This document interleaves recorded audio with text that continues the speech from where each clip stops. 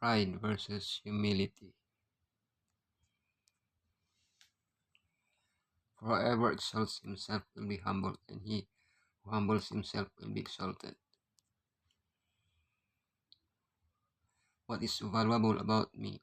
That's a difficult question to answer. If I say a lot proud position, I acknowledge that everything I am and I have achieved by myself. What if I say a lot because Elohim considers me his son? If I say nothing, humble position, I acknowledge that everything I am and have comes from Elohim. What if I say nothing because I lack self-esteem? Examples of pride. Lucifer, disciples of Yeshua. Examples of humility. The tax collector. Moses, Yeshua the perfect example. Examples of pride. Lucifer, for all that is in the world, the lust of the flesh, the lust of the eyes, and the pride of life is not of the Father, but is of the world. If we speak of pride, we must speak of the one in whom this feeling first arose, Lucifer. He decided not to be content with his position, but wanted to ascend to a higher one. In time, he desired to be so exalted that he longed to occupy the very throne of Elohim. We have inherited the desire to do whatever pleases us, to possess whatever we want, and to gain positions that allow us to acquire fame or wealth. That is what the world offers us. But not all aspiration is pride. The satisfaction derived from a child's success or personal ambition is not necessarily unhealthy pride. The important thing to remember is that our possessions, skills, and achievements do not determine our worth. Pride consists of not giving Elohim the glory for what he does in our lives. The disciples of Yeshua. Now there was also a dispute among them as to which of them should be considered the greatest. They had spent more than 3 years with Yeshua.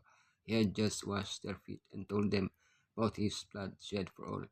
Yet, as they ate dinner, their conversation had nothing to do with all this. Which of them was the greatest? Their pride led them to believe they deserved the top spot. They failed to grasp the gravity of their feelings. They were pushing Elohim away from their hearts because of their pride. Yeshua got straight to the point. I am among you as the one who serves. In other words, if you want to be great like your master, serve others. Our pride tells us that we deserve to be served by others. We are better than them. We need Elohim's grace to become humble servants. Examples of humility. The tax collector. And the tax collector, standing afar off, would not so much as raise his eyes to heaven, but beat his breast, saying, Elohim, be merciful to me, a sinner. A Pharisee was telling Elohim about the good works he did and the merits he had before heaven. But Yeshua said that he prayed to himself, and not to Elohim, a perfect example of pride.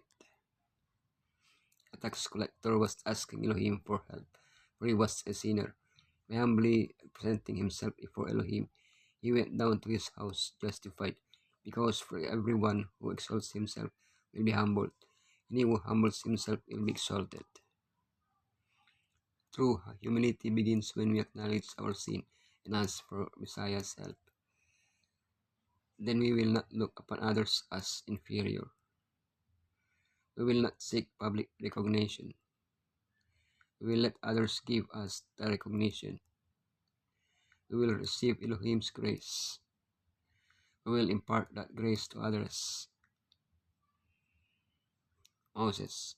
By faith, Moses, when he became of age, refused to be called the son of Pharaoh's daughter, choosing rather to suffer affliction with the people of Elohim than to enjoy the passing pleasures of sin. Moses was trained to be the next Pharaoh of Egypt. He was a great strategist and had great intellectual capacity. At the age of 40, he decided to put all this aside and join his people.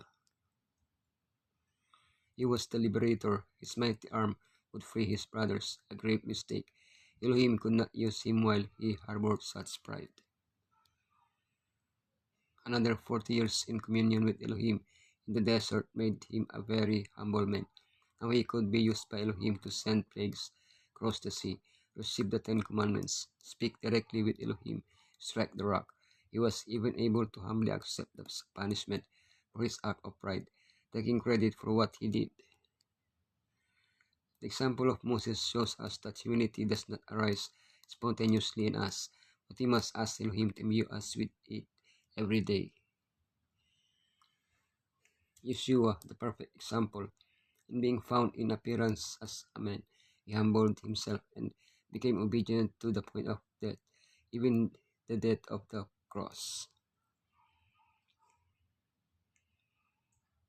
No one in this world has ever had, nor will ever have, the greatness that Yeshua possessed before his incarnation.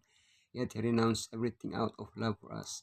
Faced with such humiliation, everything we have, everything we are, or everything we could ever become pales in comparison.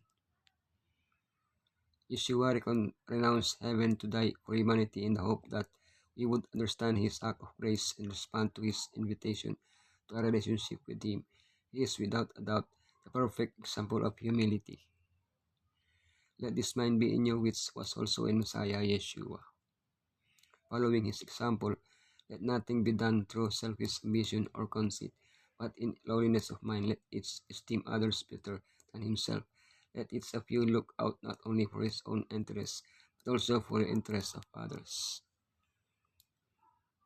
Lord, I will praise you, Lord, with all my heart. Before the gods, I will sing your praise. I will bow down toward your holy temple, and will praise your name for your unfailing love and your faithfulness. For you have so exalted your solemn decree that it surpasses your fame. When I called, you answered me.